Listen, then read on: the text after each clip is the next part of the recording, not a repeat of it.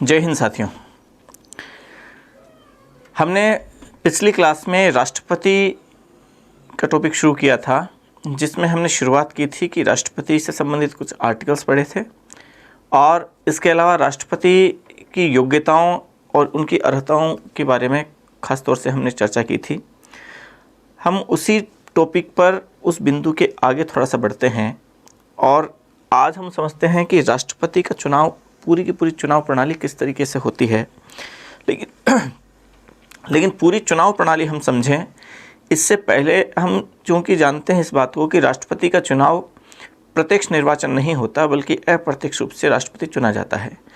प्रत्यक्ष और अप्रत्यक्ष को अगर आप थोड़ा सा ठीक तरीके से समझें तो प्रत्यक्ष चुनाव वो चुनाव होता है जिसमें जनता डायरेक्ट रूप से मतदान में भाग लेती है, जनता डायरेक्ट वोटिंग करती है। जबकि अप्रत्यक्ष चुनाव में जनता डायरेक्ट वोटिंग नहीं करती, बल्कि जनता द्वारा चुने हुए प्रतिनिधि उस चुनाव में भाग लेते हैं, मतलब कुछ खास लोगों द्वारा वोटिंग की जाती है। तो हम सबसे पहले राष्ट्रपति के चुनाव में हम पढ़ते हैं राष्ट्रपति का निर्वाचक मंडल। निर्वाचक मंडल का मतलब वो खास लोग कौन हैं जो राष्ट्रपति के चुनाव में भाग लेते हैं, उसमें वोटिंग करते हैं। तो देखें, हम बढ़ते हैं इसमें आगे। हम समझते हैं इसमें राष्ट्रपति का निर्वाचक मंडल। हमने कल की क्लास में कुछ आर्टिकल्स पढ़े थे, आर्टिकल 52 से लेकर 62 तक। उसमें एक आर्टिकल आया था आर्टिकल 54, और उसी अनुच्छेद में दिया गया था कि राष्ट्रपति का निर्वाचक मंडल, उसमें कौन कौन लोग शामिल होंगे। तो देखें, समझिए आप कि राष्ट्रपति के निर्वाचक मंडल में कौन कौन लोग शामिल हैं। अगर हम मूल संविधान की बात करें तो 2 प्रकार के सदस्य इसमें शामिल हुआ करते थे, लेकिन बाद में एक संविधान संशोधन किया गया, 17वां संविधान संशोधन 1992 में, और 1 प्रकार के सदस्यों को इसमें और शामिल कर दिया गया, इसमें और जोड़ दिया गया। तो 3 प्रकार के टोटल सदस्य हैं जो राष्ट्रपति के चुनाव में भाग लेते हैं, उसमें वोटिंग करते हैं। तो हम क्रमिक रूप से अगर देखें, समझें, तो सबसे पहले प्रकार के सदस्य वो संसद के दोनों सदनों के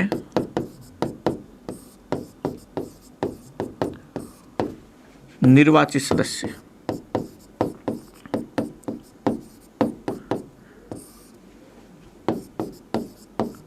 ये इसमें भाग लेते हैं।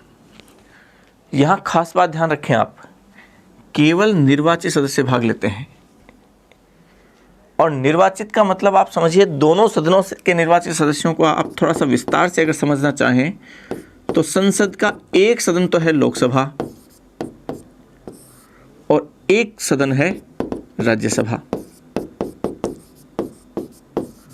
तो अगर हम बात करें लोकसभा की, तो लोकसभा के टोटल सदस्य वर्तमान में कितने होते हैं?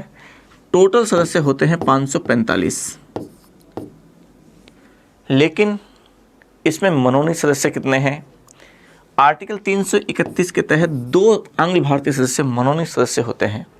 तो इसका मतलब ये कि लोकसभा में निर्वाचित सदस्यों की संख्या होती है 543, और लोकसभा के 545 सदस्यों में से 543 सदस्य राष्ट्रपति के चुनाव में भाग लेते हैं, वोटिंग करते हैं।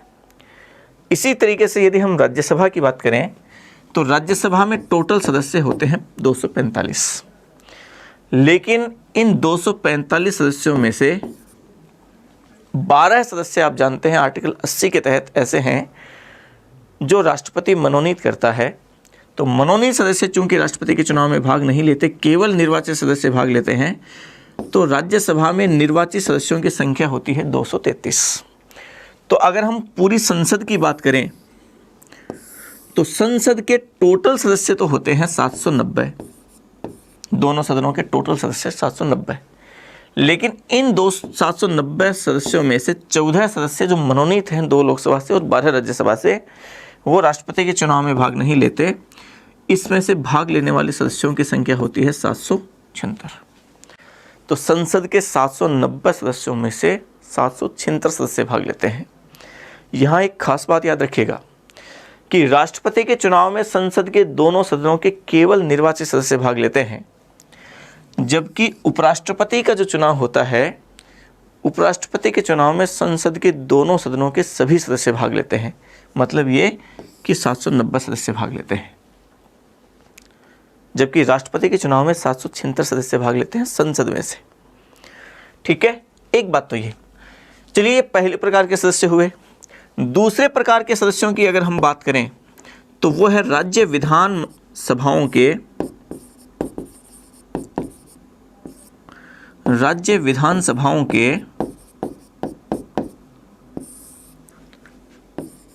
निर्वाचित सदस्य।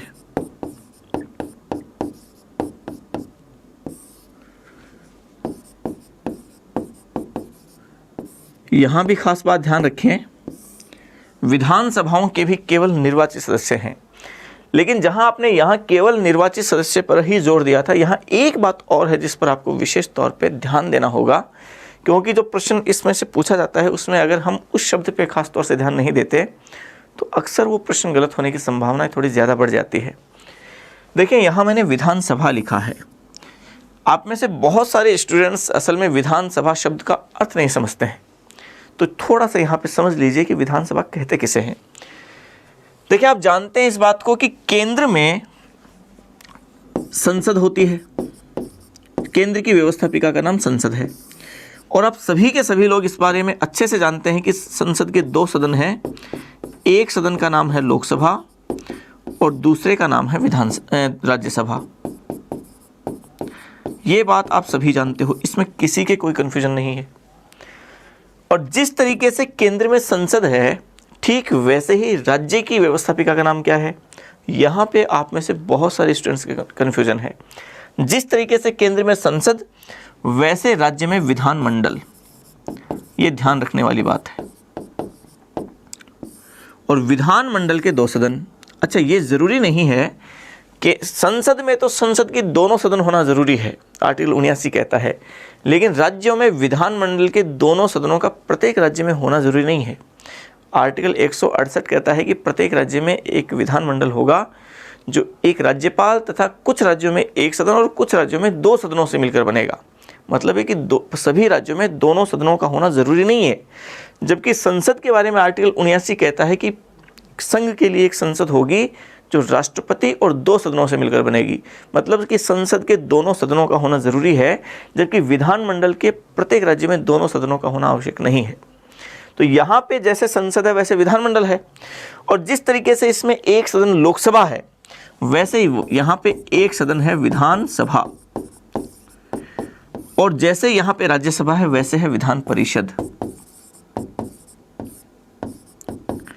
लेकिन राज्यसभा में का तो संसद में होना ज़रूरी है, जबकि विधान परिषद प्रत्येक राज्य में हो ऐसा ज़रूरी नहीं है। तो यहाँ देखें, यहाँ मैंने लिखा था संसद। संसद का मतलब ये और ये का मतलब ये, दोनों इसके अंग हैं तो दोनों होंगे शामिल। जबकि यहाँ मैंने लिखा है विधानसभा। विधानसभा का मतलब विधानमंडल नहीं लिखा है, केवल ये लिखा है। इसका मतलब राष्ट्रपति के चुनाव में विधान परिषद के सदस्य भाग नहीं लेते हैं। ये खास बात ध्यान रखनी है आपको। यहाँ संसद का मतलब दोनों सदन आ गए, यहाँ विधानसभा लिखा है केवल। अगर विधानमंडल लिखा होता तो दोनों आते, लेकिन केवल विधानसभा लिखा है तो ये आएगा विधान परिषद के सदस्य इसमें भाग नहीं लेते हैं। चलिए इसको थोड़ा सा समझते हैं।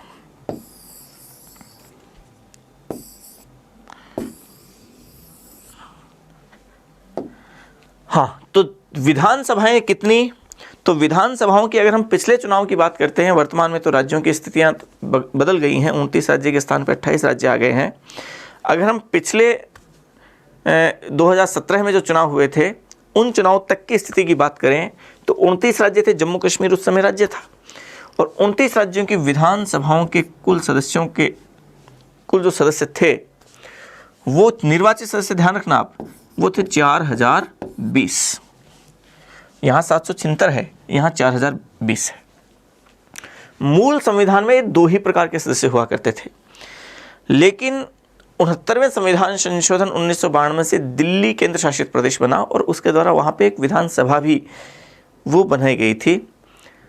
और हमारे यहाँ आप जानते हैं 7 केंद्र शासित प्रदेश है, तो 70वां एक संविधान संशोधन उसके बाद किया गया, और 70वें संविधान संशोधन के बाद दिल्ली और पांडिचेरी विधानसभा के सदस्यों को भी, निर्वाचित सदस्यों को भी राष्ट्रपति के चुनाव में निर्वाचक मंडल में शामिल किया गया। तो एक बात तो ये कि जब केंद्र शासित प्रदेश 7 हैं तो इस 70वें संविधान संशोधन द्वारा केवल दिल्ली और पांडिचेरी को ही क्यों शामिल किया गया, बाकी 5 को क्यों नहीं किया गया?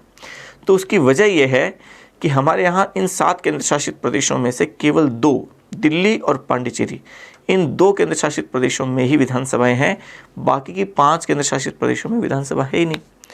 तो जब वहाँ विधानसभाएं हैं ही नहीं तो वहाँ के सदस्य नहीं है, फिर राष्ट्रपति के चुनाव में वो भाग ले कैसे सकते हैं? तो देखिए, तीसरे प्रकार के सदस्य वो हैं केंद्र शासित प्रदेश।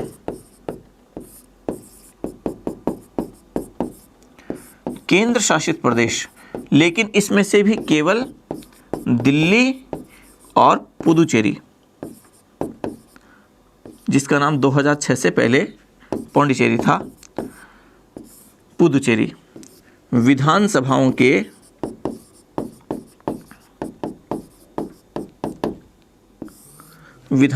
के निर्वाचित सदस्य।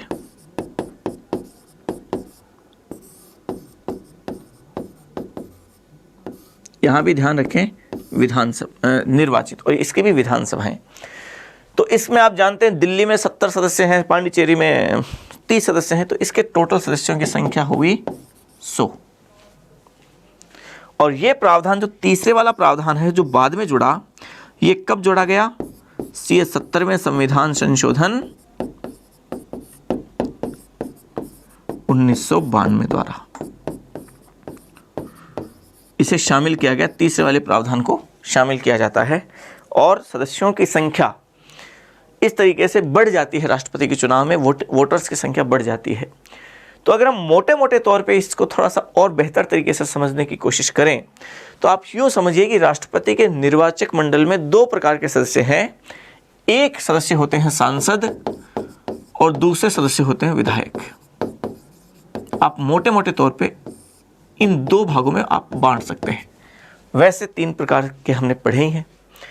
सांसदों की संख्या, राष्ट्रपति के चुनाव में जो भाग लेने वाले सांसदों की संख्या है वो है 776, और विधायकों की संख्या है वो है 4120। देखिए 4020 में इन 100 सदस्यों को भी जोड़ना है, क्योंकि ये भी विधायक हैं, वो भी विधायक हैं। 4120 और 776 का मतलब ये कि राष्ट्रपति के चुनाव में फिर टोटल कितने वोटर्स होते हैं जो चुनाव में भाग लेते हैं? तो वो देखिए 4896। ये टोटल वोटर्स की संख्या है जो राष्ट्रपति के चुनाव में वोट देने वाले लोग हैं। ये टोटल वोटर्स हैं। ठीक है, देखिए थोड़ा सा आगे अब इस संबंध में उन बातों की हम पर चर्चा करते हैं जो अक्सर परीक्षा में पूछे जाते हैं। आपसे एक तो ये पूछा जाता है कि राष्ट्रपति के चुनाव में निम्नलिखित में से कौन कौन भाग लेता है। 3 प्रकार के सीधे सीधे सदस्य हैं जो राष्ट्रपति के चुनाव में भाग लेते हैं। लेकिन कभी कभी ये भी पूछा जाता है कि निम्नलिखित में से कौन से सदस्य राष्ट्रपति के चुनाव में भाग नहीं लेते हैं। तो जो भाग नहीं लेने वाले लोग हैं उनको आप समझना, कौन से सदस्य भाग नहीं लेते हैं। तो इनमें आपको 2 चीजें ध्यान रखनी है, 2 प्रकार के सदस्यों का ध्यान रखना है जो भाग नहीं लेते हैं। एक तो वो सदस्य जो मनोनीत है, मनोनीत सदस्य राष्ट्रपति के चुनाव में भाग नहीं लेते हैं। अब वो मनोनीत सदस्य चाहे लोकसभा का हो, चाहे राज्यसभा का हो, चाहे विधानसभा का हो, चाहे कहीं का भी है, वो भाग नहीं लेगा। और इसी तरीके से दूसरे सदस्य हैं वो विधान परिषद के सदस्य। विधान परिषद के सदस्य भी राष्ट्रपति के चुनाव में भाग नहीं लेते हैं। ये 2 प्रकार के सदस्य इसमें भाग नहीं लेते हैं। ये आपको खास बात ध्यान रखनी है। इसके अलावा आपको एक बात और जो पहले हमने इस बारे में चर्चा की थी वो ध्यान रखनी है कि राष्ट्रपति के चुनाव में संसद के केवल निर्वाचित सदस्य भाग लेते हैं। केवल संसद की बात कर रहा हूं मैं। संसद के केवल निर्वाचित सदस्य भाग लेते हैं। जबकि उपराष्ट्रपति के चुनाव की बात करें हम, तो उपराष्ट्रपति के चुनाव में सभी सदस्य भाग लेते हैं। संसद के सभी सदस्य भाग लेते हैं। इनकी संख्या आप जानते हैं 776 है, जबकि इनकी संख्या 790 है। हालांकि उपराष्ट्रपति के चुनाव में राज्यों की तरफ से कोई प्रतिनिधित्व नहीं होता, केवल संसद के दोनों सदनों के सभी सदस्य भाग टिक लेते हैं, वोटिंग करते हैं। तो मोटे मोटे तौर पे आप ये समझिए, इस तरीके से वोटिंग में ये लोग भाग लेंगे जो संसद के सदस्य हैं निर्वाचित और विधानसभाओं के सदस्य हैं निर्वाचित, राज्यों के भी और केंद्र शासित प्रदेशों के भी।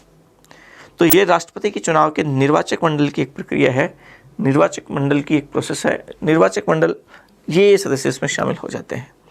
मोटे मोटे तौर पे ये सब चीज़ें इसमें इसके दायरे में आ जाती हैं। और जो टोटल सदस्यों की संख्या वो है 4896 जो वोटर्स हैं। अब आप इसमें हेडिंग डालिए, हम लिखते हैं इसमें हेडिंग डालिए निर्वाचक मंडल अनुच्छेद 54। देखिए 52 में लिखा था संघ के लिए एक राष्ट्रपति होगा, 53 में लिखा है संघ की समस्त कार्यपालिका शक्ति राष्ट्रपति में निहित होगी जिसका प्रयोग वह स्वयं अथवा अपने अधीनस्थ के माध्यम से करेगा। लिखे निर्वाचक मंडल आर्टिकल 54 और इसको ऐसे कैसे उतार लीजिए। पहले आप इसको ऐसे कैसे उतारिए, उसके बाद हम उसके 2-3 नोट लिखते हैं, वो हम आगे की बात करते हैं। ये लिख लीजिए, वीडियो को पॉज करना आपको, मैं इतनी देर नहीं ठहरूंगा। आप एक काम कीजिए, हम तुरंत आगे बढ़ते हैं ताकि आपकी भी दिक्कत ना हो। इस वीडियो को पॉज करना है और इस यहाँ पे लिखी हुई सामग्री को ऐसे कैसे उतार लेना है। ठीक है, आपने उतार लिया। इसके बाद आप अगली एक लाइन छोड़ के और इस पूरी बात को लिख लीजिए। जो राष्ट्रपति के चुनाव में भाग लेते हैं, सांसद 776 है, विधायक 4120 है, कुल जो वोटर्स हैं वो 4896 है, वो भी लिख लीजिए। चलिए उसके बाद देखें, आगे बढ़ें। ये तो है, ये सब चीज़ें लिखें। अगली पंक्ति में नोट लगा के लिखें और नोट लगा के 1 नंबर लगाएं और लिखें। उसमें लिखें निम्नलिखित सदस्य राष्ट्रपति के चुनाव में भाग नहीं लेते हैं। निम्नलिखित सदस्य राष्ट्रपति के चुनाव में भाग नहीं लेते। और आगे 1 नंबर और 2 नंबर लगा के ये लिख लीजिए मनोनीत सदस्य, कोष्टक में लिख लीजिए लोकसभा, राज्यसभा, विधानसभा, मतलब चाहे कहीं का भी है वो भाग नहीं लेगा। और दूसरे प्रकार के सदस्य विधान परिषद के सदस्य, ये लिख लीजिए। फिर 2 नंबर नोट नंबर 2 लगाएं और नोट नंबर 2 लगा के लिखें राष्ट्रपति के निर्वाचन में संसद के दोनों सदनों के केवल निर्वाचित सदस्य और कोष्टक में लिखें 776, केवल निर्वाचित सदस्य 776 भाग लेते हैं। जबकि उपराष्ट्रपति के चुनाव में संसद के दोनों सदनों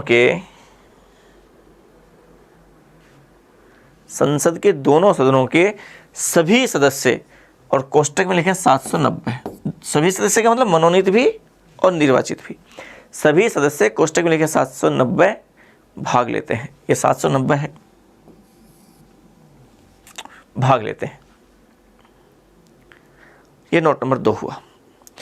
अब एक सामान्य सी 1-2 बातें और हैं इससे संबंधित, वो समझिए कि आप आर्टिकल जब 61 पढ़ेंगे, आगे राष्ट्रपति के महाभियोग की बात पढ़ेंगे, तब आप जानते हैं कि राष्ट्रपति पर महाभियोग की प्रोसेस संसद में चलती है, जिसमें संसद में दोनों सदन आगे, राज्यसभा भी और लोकसभा भी। पूरी प्रोसेस हम आगे पढ़ेंगे उसकी। अब इस महाभियोग की प्रक्रिया में संसद में चूंकि वो प्रक्रिया चलती है तो संसद के सदस्य भाग लेते हैं, और संसद में चलने वाली प्रक्रिया में संसद के सभी सदस्य भाग लेते हैं। तो अक्सर एक प्रश्न पूछा यह जाता है कि निम्नलिखित में से कौन से ऐसे सदस्य हैं जो राष्ट्रपति के चुनाव में तो भाग लेते हैं लेकिन उसके महाभियोग में भाग नहीं लेते हैं। वो चुनाव में तो भाग लेंगे लेकिन उसके महाभियोग की प्रक्रिया, जो उसको पद से हटाने की प्रोसेस है, उसमें वो भाग नहीं लेते हैं। और इसमें अक्सर जो ऑप्शंस दिए जाते हैं उसमें पहला ऑप्शन होता है लोकसभा के सदस्य, दूसरा होता है राज्यसभा के सदस्य, तीसरा होता है विधानसभा के सदस्य, और चौथा होता है विधान परिषद के सदस्य। ये 4 ऑप्शंस अक्सर दिए जाते हैं कि निम्नलिखित में से कौन से सदस्य, देखना आप, जो राष्ट्रपति के निर्वाचन में तो क्या करते हैं, भाग लेते हैं, लेकिन उसके महाभियोग में वो भाग नहीं लेते हैं, महाभियोग में भाग नहीं लेते हैं। ऐसे कौन से सदस्य हैं? तो पहले तो आप ये देखिए निर्वाचन में भाग कौन कौन से लेते हैं। तो निर्वाचन में भाग लोकसभा के सदस्य लेते हैं, ठीक है, राज्यसभा के सदस्य लेते हैं, ठीक है, विधानसभा के सदस्य लेते हैं, ठीक है, विधान परिषद के सदस्य नहीं लेते हैं। तो राष्ट्रपति के निर्वाचन में भाग लेते हैं तो इन तीनों में से होगा, ये तो वैसे ही बाहर हो गया। लेकिन महाभियोग में भाग नहीं लेते हैं। तो महाभियोग में भाग कौन कौन लेते हैं?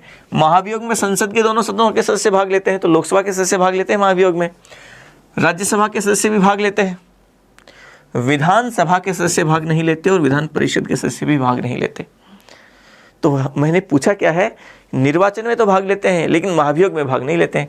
मतलब पहले में राइट दूसरे में रॉन्ग, तो पहले में राइट दूसरे में रॉन्ग, ये आ गया। तो कौन से सदस्य हुए? विधानसभा के सदस्य, जो राष्ट्रपति के चुनाव में तो भाग लेंगे। आर्टिकल 54 में उनका जिक्र है लेकिन आर्टिकल 61 में उनका जिक्र नहीं है, वो राष्ट्रपति के महाभियोग में भाग नहीं लेते हैं। ये खास बात ध्यान रखें।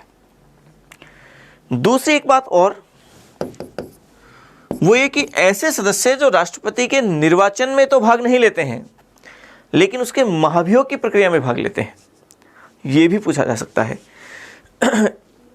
और इसमें भी ये चारों ही ऑप्शंस, मान लीजिए ये चारों ऑप्शंस नहीं आएंगे उसमें। आप इस बारे में बताइए, बगैर ऑप्शंस दिए आप बताइए, देखें कि ऐसे सदस्य जो राष्ट्रपति के चुनाव में तो भाग नहीं लेते हैं लेकिन उसके महाभियोग की प्रोसेस होगी उसमें भाग लेंगे।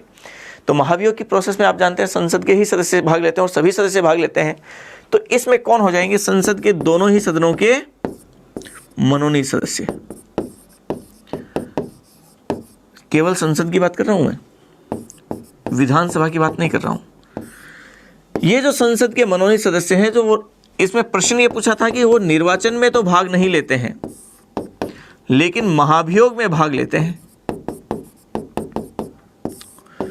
तो देखिए ये निर्वाचन में भाग नहीं लेते, आप जानते हैं मनोनीत सदस्य, लेकिन महाभियोग की प्रोसेस में ये मनोनीत सदस्य कितने? 2 + 12, 2 लोकसभा के, 12 राज्यसभा के। तो ये जो 14 सदस्य है वो राष्ट्रपति के महाभियोग में भाग लेंगे, निर्वाचन में भाग नहीं लेते हैं। तो ये भी पूछा जा सकता है। एक बाई चांस ऐसा भी पूछा जा सकता है कि निम्नलिखित में से कौन से सदस्य जो ना राष्ट्रपति के चुनाव में भाग लेते हैं और ना ही राष्ट्रपति के महाभियोग में भाग लेते हैं। तो ना राष्ट्रपति के चुनाव में भाग लेते हैं, ना राष्ट्रपति के महाभियोग में भाग लेते हैं, तो वो हुए विधान परिषद के सदस्य। ये तीनों चीज़ें आपको थोड़ा सा ध्यान रखना है।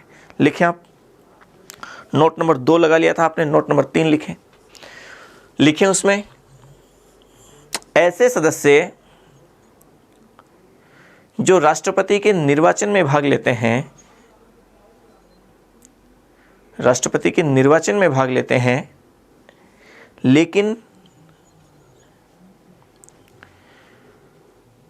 उसके महाभियोग में भाग नहीं लेते, उसके महाभियोग में भाग नहीं लेते। और इसका कीजिए डैश करके लिखें, उसके जवाब लिखिए, उत्तर लिखें, डैश करके आगे लिखें, विधानसभा के निर्वाचित सदस्य। विधानसभा के सदस्य भी लिख सकते हो, विधानसभा के निर्वाचित सदस्य लिखें तो और थोड़ा ठीक हो जाएगा, क्योंकि मनोनीत सदस्य तो चुनाव में भी भाग नहीं लेते। तो विधानसभा के निर्वाचित सदस्य, विधानसभा लिखना है। चलिए अगले नोट में लिखें, नोट नंबर 4, और लिखें, ऐसे सदस्य जो राष्ट्रपति के निर्वाचन में भाग नहीं लेते लेकिन उसके महाभियोग में भाग लेते हैं। ऐसे सदस्य जो राष्ट्रपति के निर्वाचन में भाग नहीं लेते लेकिन उसके महाभियोग में भाग लेते हैं। और डैश करके लिखें, संसद के मनोनीत सदस्य, संसद के मनोनीत सदस्य। और मनोनीत सदस्य के आगे कोष्टक में 14 लिख लीजिए, 14। हालांकि इसको लिखने की फिर आवश्यकता नहीं है कि ऐसे सदस्य जो राष्ट्रपति के निर्वाचन में भी भाग नहीं लेते और महाभियोग में भी भाग नहीं लेते, वो विधान परिषद के सदस्य। अगर लिखना चाहो तो आप इसे लिख सकते हैं। चलिए आगे हम बढ़ते हैं। महाभियोग, ये निर्वाचक मंडल की बात पूरी हुई। अगली बात पे आते हैं हम, राष्ट्रपति के चुनाव से संबंधित अब कुछ बातों पे। हम आते हैं।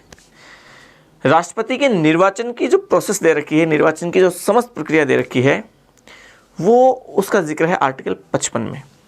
तो हम निर्वाचन की बात करते हैं, प्रोसेस की बात आगे करेंगे, निर्वाचन की बात पहले करते हैं, और ये जिक्र है आर्टिकल 55 में। देखें राष्ट्रपति के निर्वाचन में किस तरीके से क्या क्या चीज़ें होती हैं।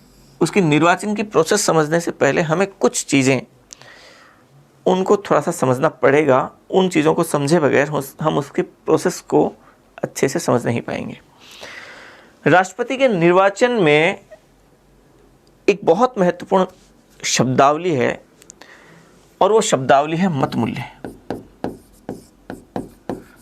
आप पहले ये समझिए कि असल में मत मूल्य क्या होता है। Value of the vote, English में अगर हम इसे कहें वैल्यू ऑफ द वोट, क्या होता है वैल्यू ऑफ द वोट, मत मूल्य।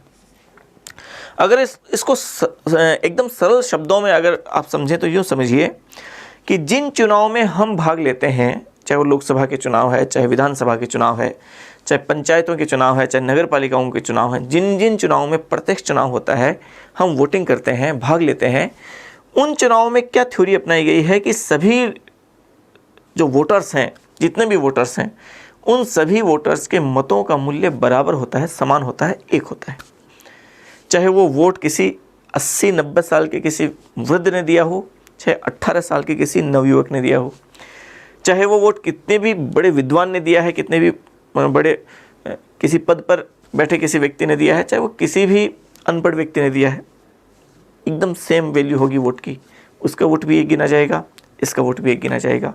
चाहे वो कितने भी धनाढ्य या पूंजीपति व्यक्ति ने दिया है वोट, चाहे वो कितने भी गरीब व्यक्ति ने वोट दिया है, सबके मतों का मूल्य सेम, बराबर, एक। तो इसका मतलब यह है कि जितने वोटर्स होंगे उतने ही वोट होंगे। अगर 1000 लोगों ने वोट दिए हैं तो वोटर्स भी 1000 हैं और वोट भी 1000 है, मतलब मतों का मूल्य बराबर सेम। लेकिन राष्ट्रपति के चुनाव में इस तरीके का सिद्धांत को नहीं अपनाया गया, बल्कि हमने यहाँ पे मतों का मूल्य अलग अलग रखा है, उनको थोड़ा सा अलग किया है। अलग क्यों किया है, पहले तो हम इस बात को समझते हैं कि असल में मत मूल्य की थ्योरी क्यों आई, मतों का मूल्य असमान रखने की वजह क्या है, और फिर हम समझते हैं कि वो कैसे किया गया। कैसे को हम बाद में समझते हैं, पहले क्यों पे आइए। असल में देखें कि राष्ट्रपति के चुनाव में आप जानते हैं 2 प्रकार के सदस्य भाग लेते हैं, जैसे कि हमने बात की थी। एक तो होते हैं सांसद और एक होते हैं विधायक। सांसद जो होते हैं वो होते हैं टोटल 776, और विधायक जो होते हैं वो होते हैं 4120। सांसद चूंकि केंद्र सरकार का हिस्सा है, संसद के सदस्य हैं, और विधायक चूंकि राज्य सरकार का हिस्सा है, विधानमंडलों के सदस्य हैं, विधानसभाओं के सदस्य हैं सारे। सांसद केंद्र का प्रतिनिधित्व करते हैं, विधायक राज्यों का प्रतिनिधित्व करते हैं। तो असल में सबसे पहली बात तो ये मानी गई कि हम राष्ट्रपति के चुनाव में जब दोनों ही प्रकार के सदस्यों को इसमें भागीदारी दे रहे हैं, केंद्र को भी हिस्सेदारी दे रहे हैं, राज्यों को भी हिस्सेदारी दे रहे हैं। राज्यों को हिस्सेदारी हम इस मायने में भी दे रहे हैं ताकि किसी राज्य को इस बात की शिकायत ना रहे कि राष्ट्रपति के चुनाव में, चूंकि राष्ट्रपति तो केंद्र सरकार का हिस्सा है, तो फिर राज्यों को भागीदारी क्यों दी गई। तो इसके पीछे का तर्क आप क्यों समझिए कि किसी राज्य को ये शिकायत ना रहे कि राष्ट्रपति के चुनाव में हमारा कोई रोल नहीं है, हमारी कोई भूमिका नहीं है।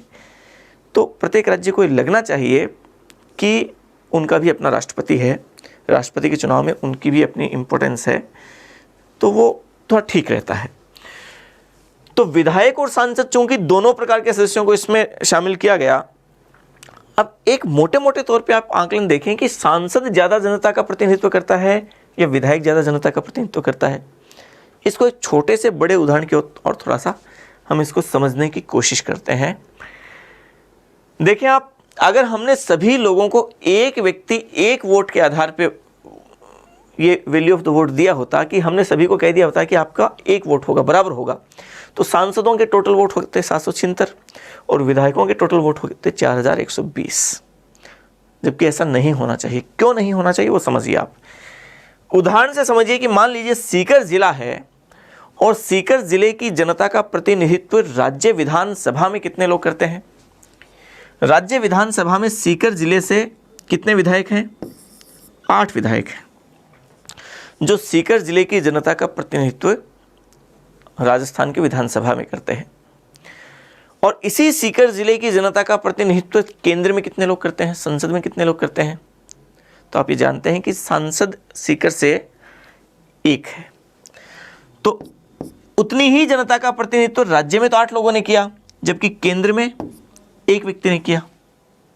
तो अगर मोटे मोटे तौर पे ये माना जाए कि जनता के प्रतिनिधित्व के आधार पे अगर हम बात करें तो इन 8 लोगों के बराबर ये 1 व्यक्ति हुआ कि नहीं हुआ, जिसने उतने ही लोगों का प्रतिनिधित्व किया है, इस अकेले ने किया है। तो इसके बराबर पावर उस 1 व्यक्ति को होनी चाहिए। ठीक ऐसे ही हम इसको थोड़ा सा आगे बढ़ाएं, जिले से राज्य स्तर पे लेके जाएं। राजस्थान की टोटल जनता 6 करोड़ 86 लाख, बल्कि अब तो ज़्यादा हो गई है। इस जनता का प्रतिनिधित्व राज्य विधानसभा में कितने लोग करते हैं? 200 लोग करते हैं। 200 सदस्य हैं विधानसभा के। और इसी राजस्थान की जनता का, इतनी ही जनता का प्रतिनिधित्व केंद्र में, संसद में कितने सदस्य करते हैं? वो 25 नहीं करते, 35 करते हैं। आपके दिमाग में 25 आया होगा, लेकिन लोकसभा के 25 सदस्य और राज्यसभा के 10 सदस्य, राज्यसभा भी संसद का सदन है, तो टोटल 35 सदस्य ये राजस्थान का प्रतिनिधित्व करते हैं संसद में। तो इन 200 लोगों के बराबर इन 35 लोगों की पावर होनी चाहिए कि नहीं होनी चाहिए? ये ठीक ऐसे यदि इसको पूरे देश में लागू करें तो पूरे देश की 121 करोड़ की जनता, बल्कि अब तो और ज़्यादा है, इस जनता का प्रतिनिधित्व अलग अलग राज्यों की विधानसभाओं में कितने विधायक कर रहे हैं? 4120 कर रहे हैं। लेकिन और इसी 121 करोड़ जनता का प्रतिनिधित्व केंद्र में, संसद में कितने सदस्य कर रहे हैं? वो 776 कर रहे हैं। तो इन 4120 लोगों के बराबर की पावर 776 लोगों में होनी चाहिए कि नहीं होनी चाहिए? होनी चाहिए। ये लॉजिक है। और वैसे भी जब 121 करोड़ लोगों की जनता का प्रतिनिधित्व राज्यों में जितने लोग करते हैं और उसी जनता का प्रतिनिधित्व यदि केंद्र में अलग लोग कर रहे हैं, तो हमने क्या सिद्धांत अपनाया कि एक तरफ टोटल राज्यों के सभी विधायक एक तरफ, और उन विधायकों के जितने वोट होंगे उसी वोट के बराबर केंद्र के जितने वोट हैं वो एक तरफ, मतलब बैलेंस होगा, दोनों में बराबर होंगे। क्योंकि केंद्र के जितने सदस्य हैं वो भी 121 करोड़ जनता का प्रतिनिधित्व कर रहे हैं, और राज्य विधानसभाओं से आने वाले विधायक वो भी टोटल सारे मिला के, तमिलनाडु के, नागालैंड के, राजस्थान के, गुजरात के, सबके मिला के वो 4120 लोग, वो भी उतनी ही जनता का प्रतिनिधित्व कर रहे हैं। तो यदि हमने इनको एक व्यक्ति एक वोट के आधार पर एक एक वोट दे दिया होता तो इनके तो वोट हो जाते 4120 और इनके वोट रह जाते 776। तो ये तो ठीक नहीं होता, ये तो बहुत कम रह जाते। तो इसलिए हमने वैल्यू ऑफ द वोट का थ्योरी अपनाई। ये इस क्यों का उत्तर है कि वैल्यू ऑफ द वोट क्यों निकाला गया, बराबर हमने क्यों नहीं किया। तो बराबर नहीं करने के पीछे का तर्क ये है। तो इसका मतलब मोटा मोटा आप ये समझ गए होंगे कि राष्ट्रपति के चुनाव में वैल्यू ऑफ द वोट जो निकाला जाता है, मत मूल्य जो निकाला जाता है, ये मत मूल्य निकालने का जो आधार रखा गया, वो आधार रखा गया है जनसंख्या को। मतलब जनसंख्या के आधार पर वैल्यू ऑफ द वोट निकाली जाएगी, मत मूल्य निकाला जाएगा। जिस राज्य की जनसंख्या जो ज़्यादा होगी उस राज्य का मत मूल्य भी ज़्यादा होगा, बशर्ते कि वहाँ की विधानसभा के सदस्यों की संख्या बहुत ज़्यादा, अनुपात में बहुत ज़्यादा ना हो जाए। उन दोनों चीज़ों की इंपॉर्टेंस है। जनसंख्या के बेस पे हम उदाहरण देखेंगे अभी, उस बेस पे और ये मत मूल्यों का निर्धारण किया गया। पहले आप पूरी बात समझ लीजिए, हम बाद में लिख लेंगे एक साथ। तो देखिए, पहले तो आप समझिए कि विधायक का मत मूल्य कैसे निकलता है। आर्टिकल 55 में दिया गया विधायक का मत मूल्य, एक विधायक का मत मूल्य कैसे निकलेगा। तो देखिए कैसे निकलेगा, इसका एक सूत्र दिया गया आर्टिकल 55 में स्पष्ट रूप से, और वहां दिया गया कि चूंकि जनसंख्या के बेसिस पे निकलेगा, तो इसका एक सूत्र है कि राज्य की जनसंख्या, राज्य की जनसंख्या का मतलब पर्टिकुलर उस एक राज्य की जनसंख्या, पर्टिकुलर उस एक राज्य की जनसंख्या से है इसका मतलब। और राज्य की जनसंख्या में हम भाग देंगे उस राज्य की विधानसभा के निर्वाचित सदस्य।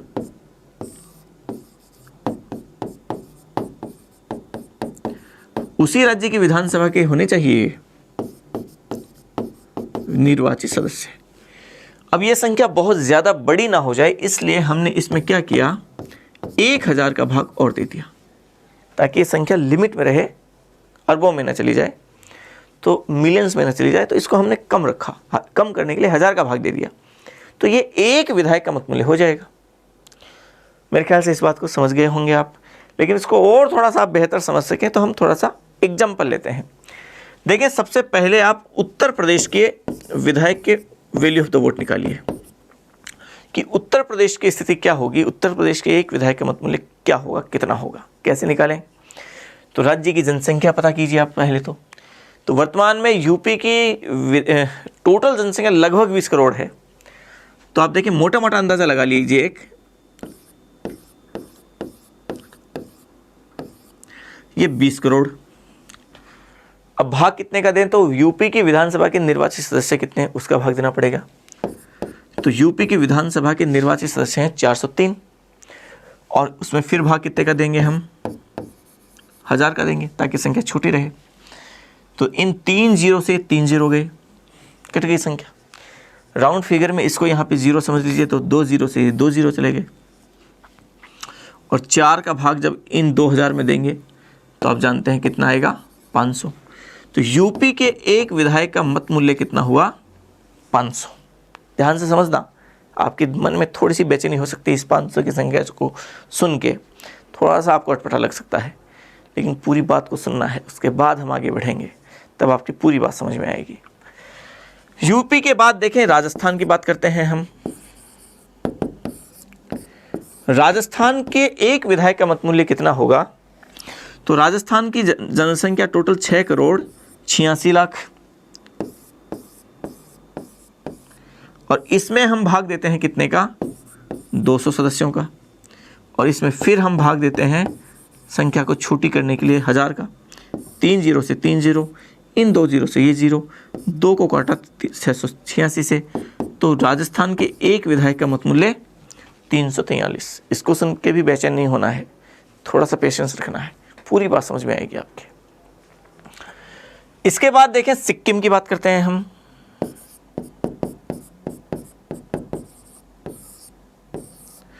सिक्किम के एक विधायक का मतमूल्य कितना। अच्छा, हम ये सारी इसलिए निकाल रहे हैं तो क्योंकि आपको पता होना चाहिए। देखिए, अलग अलग राज्यों की, यूपी के एक विधायक वोट दे रहा 500 आ रहा है, राजस्थान का एक विधायक वोट दे रहा 343 आ रहा है। सिक्किम वाला और समझेंगे तो और बेहतर समझ में आएगा। सिक्किम की टोटल जनसंख्या लगभग 6 लाख, और इसमें भाग देते हैं हम वहाँ के विधायक 32, और इसमें फिर भाग देते हैं हम 1000। 3 जीरो से 3 जीरो, एक इसको 0 समझ लीजिए। सिक्किम के एक विधायक की वैल्यू ऑफ द वोट 20। अब देखिए अंतर, बात को समझना, यहाँ मूल जो थ्योरी है उसको समझना। यूपी का एक विधायक वोट देता है और मतों का मूल्य गिना जाता है 500 वोट। एक वोटर ने वोट दिया, वोट डले 500। राजस्थान का एक वोटर वोट देता है, वोटर का मतलब विधानसभा का सदस्य, और वोट पड़ते हैं उसके 343, गिने जाते हैं 343। और सिक्किम का भी विधायक है, वो वोट देता है तो उसके वोट गिने जाते हैं 20। तो विधायक तो यूपी का भी विधायक ही है, वो भी अपनी विधानसभा में कानून ही बनाता है, और सिक्किम का भी एक विधायक ही है, वो भी कानून ही बनाता है। दोनों की पावर तो बराबर है, सेम है, अपने अपने राज्यों में जो भी स्थितियां हैं। लेकिन असल में जब वो राष्ट्रपति के चुनाव में वोट देते हैं तो सिक्किम के एक विधायक का वोट की कीमत होती है वो 20 होती है, जबकि यूपी वाले की 500 होती है।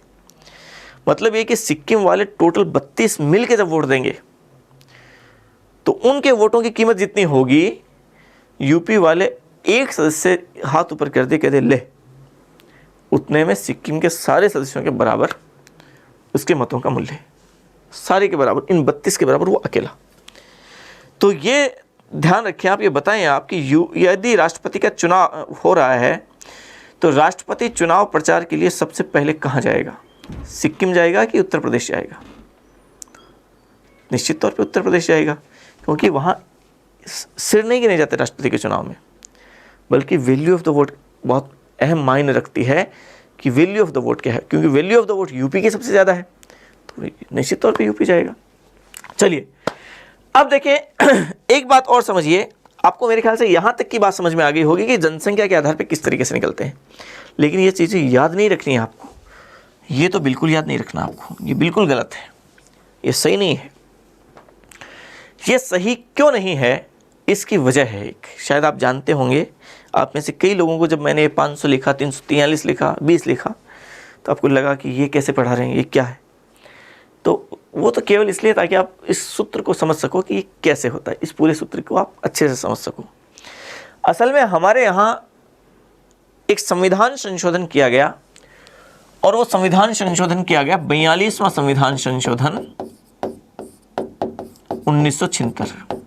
प्रधानमंत्री उस समय थी इंदिरा गांधी, और इस 42वें संविधान संशोधन 1976 के द्वारा कर क्या दिया गया कि राष्ट्रपति के चुनाव में जो जनसंख्या होगी उसका आधार कौन सी जनगणना को निर्धारित कर दिया, 1971 की जनगणना को फिक्स कर दिया कि 1971 की जनगणना के आधार पर ही राष्ट्रपति के चुनाव में मत मूल्यों का निर्धारण किया जाएगा। जब 1952 में चुनाव हुए राष्ट्रपति के पहले, तो उससे पहले जो जनगणना हुई उसको आधार मान लिया गया। फिर 1957 में हुई तो उससे पहले जो भी जनगणना थी उसके बेस पे मत मूल्य निकाल लिए। 1962 में चुनाव हुए उससे पहले जो मतगणना थी उसके बेस पे मत मूल्य निकाल लिए। 1967 में चुनाव हुए तो 1961 की जनगणना के परिणाम आ गए थे, उसके बेस पे हमने राष्ट्रपति के चुनाव में मत मूल्यों का निर्धारण कर लिया। 1969 में चुनाव हुए तो 1961 की जनगणना के आधार पर कर लिया। 1974 में हुआ तो 1971 की जनगणना के आधार पर कर लिया। तो वो तो जनगणना का मतलब वहाँ तक क्या था, जो लेटेस्ट जनगणना है उस बेस पे, ठीक है, जो लेटेस्ट जनगणना हुई है उसके रिजल्ट के, उसकी जनगणना, उस जनसंख्या के बेसिस पे ये हम निकाल लेंगे। लेकिन असल में 42वें संविधान संशोधन में ये प्रावधान क्यों किया गया, उसकी थोड़ी सी बात समझ लीजिए आप। आप जानते हैं कि भारत की आज़ादी के साथ ही भारत सरकार ने इस बात को निर्धारित किया, फिक्स किया, ये भारत सरकार को इस बात का पता था कि यदि भारत में जनसंख्या का विस्फोट बहुत तेज़ गति से हो रहा है, जनसंख्या वृद्धि दर इतनी ज़्यादा है कि यदि इस जनसंख्या वृद्धि दर को कंट्रोल नहीं किया गया तो भारत के जो संसाधन हैं वो इतने सीमित मात्रा में है कि इतनी बढ़ती हुई जनसंख्या की वो आपूर्ति नहीं कर सकती है। और देश को यदि विकसित अवस्था में लाना है, देश को यदि आगे बढ़ाना है, तो हमारे लिए बहुत ज़रूरी है कि हम बढ़ती हुई जनसंख्या को थोड़ा कंट्रोल करें, इस बढ़ती हुई जनसंख्या की वृद्धि दर को कंट्रोल करें ताकि उसको बैलेंस किया जा सके। तो इसके लिए बहुत सारे उपाय अपनाए गए। परिवार नियोजन प्रोग्राम को शुरू से सपोर्ट किया गया, इसको ज़्यादा से ज़्यादा प्रमोट किया गया, जनता को जागरूक बनाने की कोशिश की गई, और इस कोशिश में लगातार बहुत सारे प्रोग्राम चले, और 1947 से ही लगातार प्रयास चल रहे थे। लेकिन हमारे यहाँ एक प्रावधान है संविधान में, राष्ट्रपति के चुनाव में मत मूल्य जनसंख्या के बेस पे होंगे, और इसके अलावा एक प्रावधान और भी है कि लोकसभा और विधानसभाओं में जो सीटें हैं राज्यों की, खासतौर से लोकसभा समझ लीजिए आप, लोकसभा में राज्यों की सीटों का आधार जनसंख्या है। जिस राज्य की जनसंख्या ज़्यादा होगी उसकी सीटें भी ज़्यादा होगी, और जिस अनुपात में वो जनसंख्या बढ़ती जा रही है उस अनुपात में वो सीटें बढ़ती चली जाएगी, सीटें बढ़ जाती हैं। तो ये बढ़ने का मतलब ये हुआ कि जिस राज्य की जनसंख्या बढ़ेगी उसको फ़ायदा होगा लोकसभा में, क्योंकि उसका लोकसभा में रिप्रेजेंटेशन, उसका प्रतिनिधित्व बढ़ रहा है। तो यहाँ पे आप अगर पूरे भारत को दो भागों में अगर बांट के समझें तो आप यूँ समझिए कि भारत का उत्तरी हिस्सा और एक दक्षिणी हिस्सा, एक उत्तरी भारत, दूसरा दक्षिणी भारत। उत्तरी भारत के लोगों में थोड़ा सा परिवर्तन जल्दी से एक्सेप्ट नहीं करते हैं वो, तो परिवार नियोजन के प्रोग्राम को भी उत्तरी भारत के लोग बहुत अच्छे से जल्दी से अपना नहीं सके, उसके प्रति उनके मन में शंकाएं थी। जबकि दक्षिण भारत के लोगों ने इस प्रोग्राम को बहुत जल्दी अपना लिया, उन्होंने सरकार की इस भावना को, सरकार की इस बात को बहुत जल्दी एक्सेप्ट कर लिया, समझ गए थे वो इस बात को। और वैसे वो वहाँ पे शिक्षा की, क्योंकि एजुकेशन रेट में भी वहाँ लिटरेसी रेट भी ज़्यादा है, एजुकेशन के प्रति लोगों में समझ भी ज़्यादा है, तो उन लोगों ने इस प्रोग्राम को जल्दी अपना लिया और जनसंख्या पे वृद्धि दर पे उन्होंने कंट्रोल किया। जनसंख्या थोड़ी सी बढ़ तो रही थी लेकिन धीमी गति से बढ़ रही थी बजाय उत्तरी भारत के। उत्तरी भारत में अभी भी जनसंख्या वृद्धि दर उसी बढ़ती हुई रेट से थी। तो जब उत्तरी भारत के राज्यों की जनसंख्या तेज गति से बढ़ेगी तो लोकसभा में उनकी सीटें भी उसी तेज गति से बढ़ेगी, और दक्षिण भारत के राज्यों की जनसंख्या चूंकि धीमी गति से बढ़ रही है तो लोकसभा में उनकी सीटें भी धीमी गति से बढ़ रही हैं। इसके अलावा राष्ट्रपति के चुनाव में मत मूल्यों का जो निर्धारण हो रहा है हर राष्ट्रपति के चुनाव में, उसमें भी जिस राज्य की जनसंख्या तेज गति से बढ़ रही है उस राज्य में तो क्या होगा, राष्ट्रपति के चुनाव में वैल्यू ऑफ द वोट ज़्यादा हो जाएगी, और जिस राज्य ने अपनी जनसंख्या को कंट्रोल किया है, जनसंख्या धीमी गति से बढ़ रही है, उस राज्य का राष्ट्रपति के चुनाव में मत मूल्य है विधानसभा के सदस्यों का, वो चूँकि जनसंख्या धीमी गति से बढ़ रही है तो वैल्यू ऑफ द वोट भी कम होगा।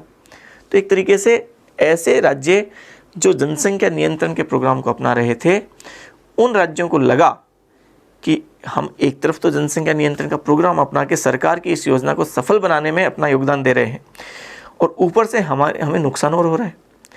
तो दक्षिण भारत के राज्यों ने खासतौर से इस बारे में मांग की।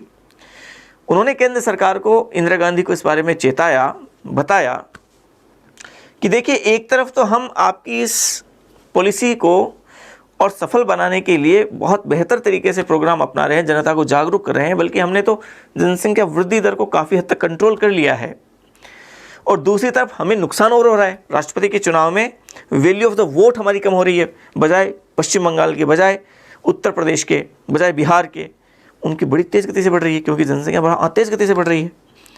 और दूसरा, ऊपर से ऐसे लोग जो आपके इस प्रोग्राम को पूरी तरीके से असफल बनाने की दिशा में काम कर रहे हैं, जो जनसंख्या तेज गति से बढ़ा रहे हैं, आप उनको ऊपर से पारितोषित और कर रहे हैं, आप उनको एक तरीके से पुरस्कृत कर रहे हैं, आप उनको लाभ और दे रहे हैं, जबकि हम ये काम कर रहे हैं और हमें नुकसान और उठाना पड़ रहा है। तो या तो एक काम कीजिए, हमें भी छूट दीजिए, हमें भी कहिए फिर, या तो एक काम करते हैं हम भी जनसंख्या बढ़ाते हैं ताकि राष्ट्रपति के चुनाव में वैल्यू ऑफ द वोट हमारी भी बढ़े, लोकसभा में प्रतिनिधित्व हमारे भी बढ़े, या फिर इसके लिए कुछ कीजिए। तो केंद्र सरकार को, इंदिरा गांधी को ये बात जची, ये तार्किक लॉजिकल बात लगी। तो 42वें संविधान संशोधन में क्या किया, 1976 में चूंकि हुआ था और इससे पहले जनगणना 1971 में हुई थी, तो इससे पहले वाली जनगणना को फिक्स कर दिया कि अब चाहे कोई सा राज्य कितनी भी जनसंख्या बढ़ाए, लेकिन राष्ट्रपति के चुनाव में वैल्यू ऑफ द वोट जो निकाला जाएगा, वैल्यू ऑफ द वोट जो निर्धारित की जाएगी, वो 1971 की जनगणना के आधार पर होगी। तो ऐसे राज्य जो अभी तक जनसंख्या इसलिए बढ़ा रहे थे कि राष्ट्रपति के चुनाव में मत मूल्य उनका बढ़े, एक तरीके से, तो एक तरीके से दक्षिण भारत के राज्यों की उस मांग को बैलेंस किया गया, ठीक किया गया, और ऐसा ठीक भी है, थोड़ा तार्किक भी है। ये अच्छा कदम था, 1971 को फिक्स कर दिया। अच्छा, ये गलत क्यों है? ये गलत इसलिए है क्योंकि हमने ये वैल्यू ऑफ द वोट निकाल लिया 2011 की जनगणना के आधार पर। ये 6,86,00,000 जनसंख्या राजस्थान की 2011 की जनगणना थी। तो चूंकि हमने 2011 की, और 2011 की हमने जनगणना इसलिए लिखी क्योंकि 1971 की जनगणना हमें याद नहीं है, पता नहीं है कितनी है। चूंकि हमें सूत्र समझना था तो हमने 2011 की जनगणना को उदाहरण मान के और उसे इस तरीके से समझा है। तो देखिए आप, हम देखते हैं तो फिर इसका सही जवाब क्या होगा। जब हम 1971 की जनगणना के आधार पर यूपी के एक विधायक का मत मूल्य निकालेंगे तो वो मत मूल्य कम निकलेगा कि ज़्यादा निकलेगा? निश्चित तौर पे कम निकलेगा। और कम क्यों निकलेगा? उसकी वजह यह है कि 1971 की जनगणना 2011 की जनगणना की तुलना में तो कम थी, और चूंकि वो कम थी तो मत मूल्य भी क्या हो जाएगा? कम हो जाएगा। तो यूपी के एक विधायक का वर्तमान में मत मूल्य कितना है? 208 है, 500 नहीं है। क्यों? क्योंकि वो 1971 की जनगणना के बेस पे है। राजस्थान के एक विधायक का मत मूल्य वो 129 है, और सिक्किम के एक विधायक का मत मूल्य वो केवल 7 है। ये खास बात ध्यान रखनी है। एक खास बात ये भी ध्यान रखें कि पूरे भारत में विधायकों की बात करें तो यूपी के विधायक का मत मूल्य सबसे ज़्यादा है, सर्वाधिक है, और सिक्किम के विधायक का मत मूल्य सबसे कम है, न्यूनतम है। फिर अरुणाचल प्रदेश का आता है 8। सिक्किम का 7 है, सबसे कम है। तो ये जनसंख्या के बेस पे मत मूल्यों का निर्धारण, मत मूल्यों को तय किया गया। ये मेरे ख्याल से यहाँ तक आप इस बात को समझ गए होंगे, यहाँ तक ये बात है। चलिए आगे बढ़ते हैं हम। इसका दूसरा बिंदु और समझना आप, अगला बिंदु और समझिए। इसी मत मूल्य में विधायकों का मत मूल्य हमने निकाल लिया, जनसंख्या के बेस पे विधायकों का मत मूल्य निकाला जाएगा। हमने राजस्थान के विधायकों का मत मूल्य निकाला, सबका निकाल लिया। एक का 129 है तो पूरे 200 का कितना होगा वो देख लिया हमने। अच्छा, एक बात, मुझे 1-2 प्रश्नों का जवाब आप दीजिए। मुझे आप ये बताएं कि जब जनसंख्या के बेसिस पे विधायकों का मत मूल्य निकाला जाता है तो ये बताएं कि जैसलमेर के विधायक का मत मूल्य ज़्यादा होगा या जयपुर के विधायक का मत मूल्य ज़्यादा होगा। जैसलमेर की जनसंख्या तो बहुत कम है, जयपुर की जनसंख्या ज़्यादा है, तो कौन से विधायक का मत मूल्य ज़्यादा होगा? सोच के उत्तर दीजिए, अपने मन में सोच लीजिए। आप में से बहुत सारे स्टूडेंट्स का उत्तर ये गलत है। आप में से बहुत सारे स्टूडेंट्स समझ रहे होंगे, तपाक से उनके दिमाग में उत्तर आया है जैसलमेर, क्योंकि वहाँ की जनसंख्या तो बहुत कम है। जबकि ऐसा नहीं है। हमने जो भाग दिया वो टोटल 200 का दिया है, और इन 200 विधायकों में जयपुर का विधायक भी आ गया और जैसलमेर का विधायक भी आ गया, सारे विधायक उसमें शामिल हो गए। तो मतलब यह है कि किसी एक राज्य के जितने भी विधायक हैं उन सभी के सभी विधायकों का मत मूल्य बराबर होता है। मतलब कि चाहे वो जैसलमेर का है, चाहे वो जयपुर का है, चाहे वो सीकर का है, प्रत्येक एक विधायक का मत मूल्य, राजस्थान के एक विधायक का मत मूल्य 129 है। समझ रहे हैं? लेकिन अलग अलग राज्यों के विधायकों का मत मूल्य अलग अलग होगा। यूपी का एक विधायक होगा 208 है, राजस्थान वाले का 129 है, सिक्किम वाले का 7 है। इस तरीके से अलग अलग जनसंख्या के आधार पे और उस राज्य विधानसभा के निर्वाचित सदस्यों की संख्या के आधार पे ये मत मूल्यों का निर्धारण हो जाएगा। ठीक है, चलिए समझिए, अगली बात को समझिए। अब हम देखते हैं सांसद का मत मूल्य क्या होगा। आर्टिकल 55 में सांसद का मत मूल्य भी दिया गया। एक सांसद का मत मूल्य क्या होगा? विधायक का मत मूल्य हमने सूत्र समझ लिया। सांसद के मत मूल्य के लिए एक सूत्र दिया गया कि समस्त विधायकों के मत मूल्यों का योग, समस्त विधायकों के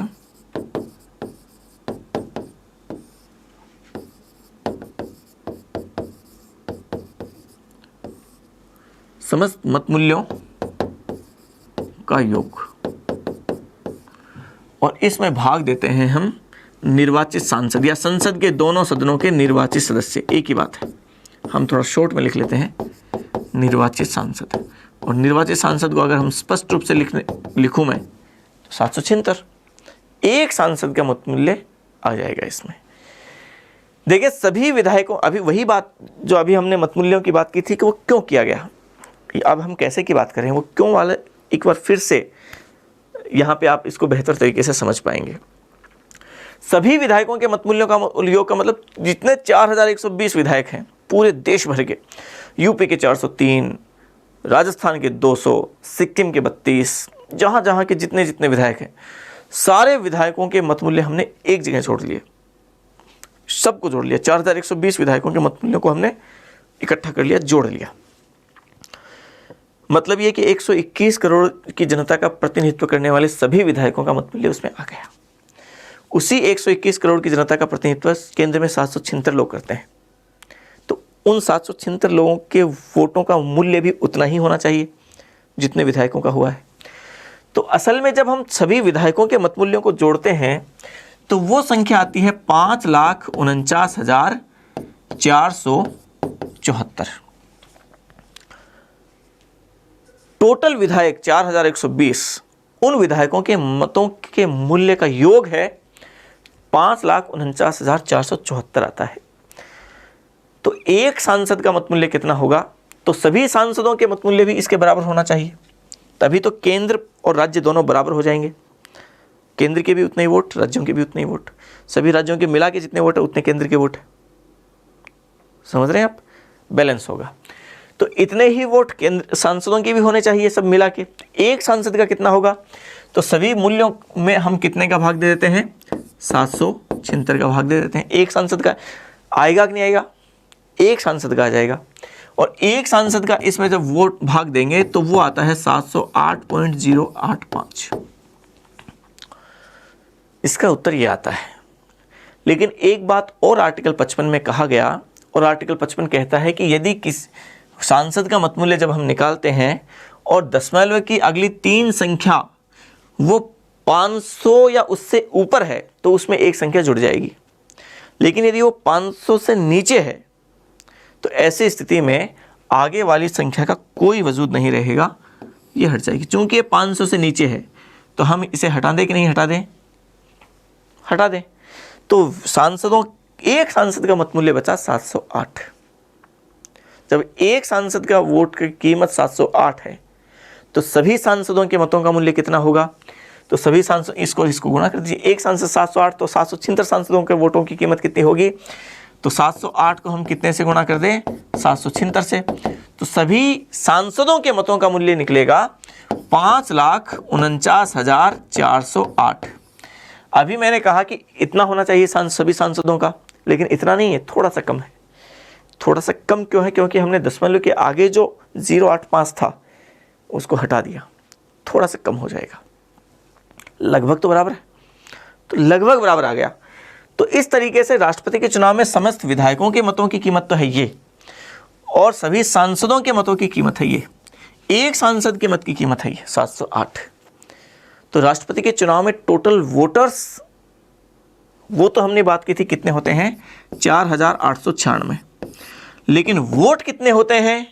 तो वोट समझना आप 5,49,474 तो विधायकों के वोट और 5,49,408 ये सांसदों के वोट। राष्ट्रपति के चुनाव में टोटल वोट होते हैं 10,98,882। ये टोटल वोट होते हैं। राष्ट्रपति के चुनाव में वोटर्स तो हैं कितने? 4,896, लेकिन उनकी टोटल वोटों की टोटल कीमत है वो इतनी होती है 10,98,882। मोटे मोटे तौर पे मेरे ख्याल से आप ये बात समझ गए होंगे। लेकिन यहाँ एक दो बातों का और खास तौर पे ध्यान रखना है। जिस तरीके से हमने बात की, एक प्रश्न का जवाब और दीजिए आप। मुझे ये बताएं कि राजस्थान के सांसद, राजस्थान का कोई भी एक सांसद है, उसके वोट का मत मूल्य, उसके वोट की कीमत वो ज़्यादा होगी या यूपी के सांसद की मत मूल्य ज़्यादा होगा? सिक्किम के सांसद का मत मूल्य ज़्यादा होगा या यूपी के सांसद का मत मूल्य ज़्यादा होगा? तो यहाँ भी आप में से कई स्टूडेंट्स हो सकता है गलत जवाब दें। असल में सांसद चाहे कहीं का भी है, चाहे वो यूपी का है, चाहे राजस्थान का है, चाहे वो सिक्किम से है, प्रत्येक सांसद की मतों की कीमत बराबर है। क्योंकि हमने टोटल 776 का भाग दिया यहाँ, और 776 में सारे आ गए। इसमें राजस्थान के भी 25 आ गए, सिक्किम का भी 1 आ गया, यूपी का भी 31 राज्यसभा के 80 लोकसभा के वो आ गए, राजस्थान के 10 राज्यसभा के 25 लोकसभा के वो सारे आ गए। समझ रहे हैं आप? एक बात और ये कि राष्ट्रपति के चुनाव में राज्यसभा के सदस्य का मत मूल्य ज़्यादा होगा या लोकसभा के सदस्य का मत मूल्य ज़्यादा होगा? तो यहाँ भी ध्यान रखें, चाहे सदस्य लोकसभा का है चाहे सदस्य राज्यसभा का है, सबके मतों की कीमत बराबर है। प्रत्येक सांसद की मत की कीमत 708 है। समझ रहे हैं आप ये बात? अब आप थोड़ा सा लिख लीजिए, वापस आइए, इसको लिखिए। यहां तक हमने कर लिया था, लिख लिया था। निर्वाचन में हम लिख रहे थे, लिखिए आप, हेडिंग डालिए निर्वाचन अनुच्छेद 55। निर्वाचन अनुच्छेद 55 मत मूल्य। पहले मत मूल्य समझते हैं, वैल्यू ऑफ द वोट लिख लीजिए। इसमें लिखें 2-3 चीजें पहले लिखें, उसके बाद हम आगे बढ़ते हैं, उसको हम बाद में लिखेंगे। लिखें राष्ट्रपति के निर्वाचन में सांसद तथा विधायक भाग लेते हैं। सांसद तथा विधायक भाग लेते हैं।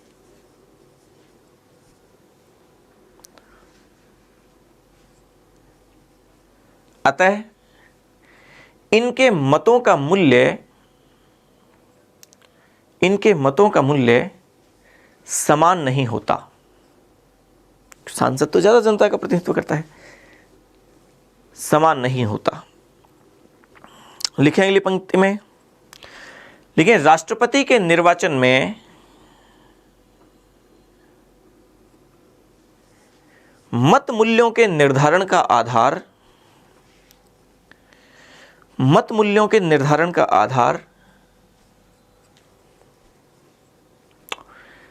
जनसंख्या को रखा गया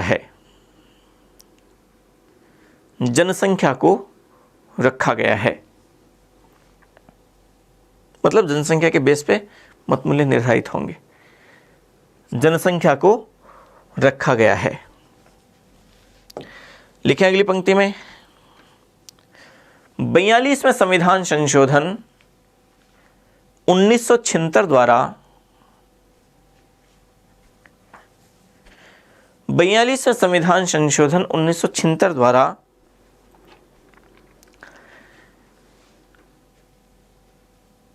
1971 की जनगणना को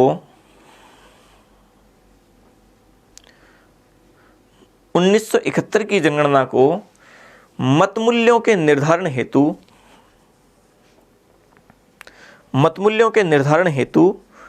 निर्धारित कर दिया गया। मतलब अब 1971 की जनगणना के बेस पे होता है। ठीक है, चलिए। अच्छा, ये जब किया गया तब ये 42वां संविधान संशोधन था, 2001 तक के लिए किया था। फिर 2001 में 84वां संविधान संशोधन आया, अब ये 2026 तक के लिए। ये हम जब लोकसभा पढ़ेंगे वहाँ सीटों के साथ इन चीज़ों को और करेंगे हम। सीधे आइए आप एक पंक्ति छोड़ के आगे लिखें विधायक का मतमूल्य, और ये ऐसे कैसे लिख लीजिए। देखिए मैं अब इस चीज़ को मिटा रहा हूँ, ठीक है ना। ये चीज़ आपने समझ तो ली है, अगर लिखना चाहिए तो पॉज करके लिख भी सकते हैं, लेकिन आप कंफ्यूज ना हो इसलिए इसको मिटा रहा हूँ मैं।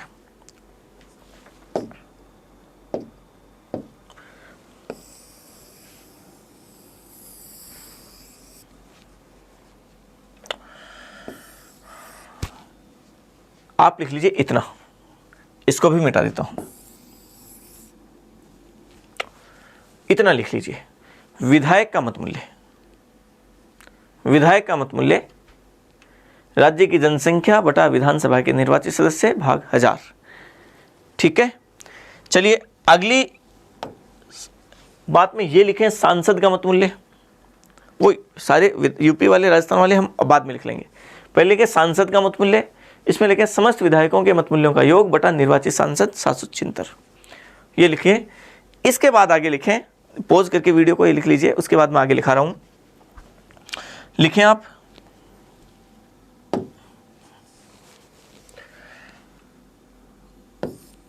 उत्तर प्रदेश के एक विधायक का मतमूल्य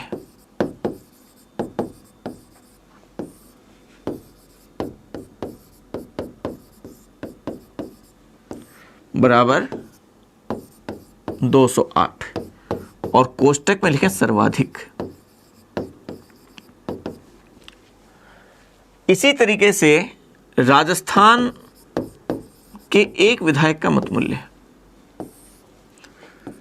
और वो लिखें 129। ये अपना है राजस्थान इसलिए लिखा है। और सिक्किम के एक विधायक का मतमूल्य वो लिखें 7। ये इसलिए लिखा है कि ये न्यूनतम है। ठीक है, फिर लिखें एक पंक्ति छोड़ के लिखें एक सांसद का मतमूल्य,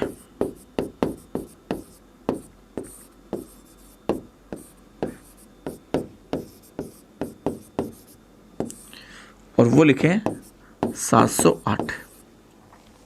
एक सांसद का मतमूल्य 708। यहां ध्यान रखें एक ही राज्य के समस्त विधायकों का मतमूल्य बराबर होता है, जबकि अलग अलग राज्यों के विधायकों के मतमूल्य अलग अलग हो सकता है जनसंख्या के बेस, जबकि समस्त सांसद चाहे वो कहीं से भी है और चाहे वो कोई से भी सदन का सदस्य है बराबर होगा मतमूल्य। ठीक है, एक बात और भी लिख लीजिए, लिखें समस्त विधायकों के मतमूल्यों का योग। हालांकि ये कुछ ज़्यादा है लेकिन फिर भी लिख लीजिए समस्त विधायकों के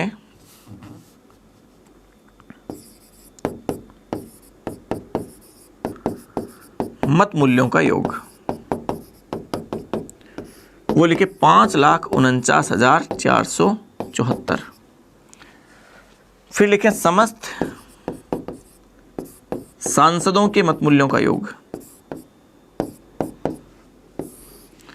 वो लिखें 5,49,408।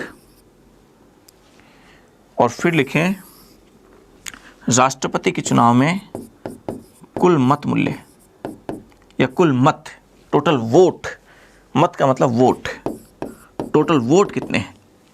वो हैं 10,98,882। ये लिख लीजिए आप। जबकि वोटर्स कितने हैं? 4,896। ये भी ध्यान रखना आपको। वोटर्स तो 4,896 है, वोट 10,98,882 है। तो ये एक थोड़ा सा बेसिक राष्ट्रपति के चुनाव का है। यदि आपने इस बेसिक बिंदु को समझ लिया तो राष्ट्रपति का चुनाव आप बहुत अच्छे से समझ पाएंगे। जो हम अगली क्लास में इस पूरे राष्ट्रपति के चुनाव को थोड़ा सा समझेंगे, किस तरीके से। आपने एकल संक्रमण मत प्रणाली का नाम बहुत बार सुना है, लेकिन असल में ये क्या होती है, इसको हम अगली क्लास में लेते हैं, समझते हैं। तो जितना हमने अब तक पढ़ा है, उम्मीद यह है कि आप इसको क्लास वाइज उसी समय बहुत अच्छी तरीके से समझ लीजिए। आगे जैसे जैसे क्लासें बढ़ती चली जाएगी, जितने आर्टिकल्स है वो भी आपको थोड़ा सा आसान तरीके से याद होते चले जाएंगे, और उनके कॉन्सेप्ट भी कोशिश ये रहेगी कि आपको अच्छे से समझ में आए। तो अच्छे तरीके से तैयारी करें, घर बैठ के बहुत अच्छे तरीके से अपने करियर को संवारने का एक जुनून के साथ जब आप तैयारी करेंगे तो निश्चित तौर पे आपको सफलता मिलेगी। जय हिंद।